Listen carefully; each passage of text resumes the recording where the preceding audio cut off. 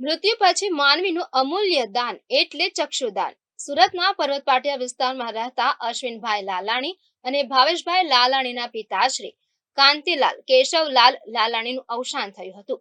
જોકે જાગૃત પરિવાર દ્વારા તેમના પિતાશ્રીને ચક્ષુનું દાન કરી સમાજને નવી રાહ ચીંધી છે. આ કાર્યથી અંધકારમય જીવન ગુજારતા વ્યક્તિના જીવનમાં પ્રકાશની રોશની ફેલાવી છે.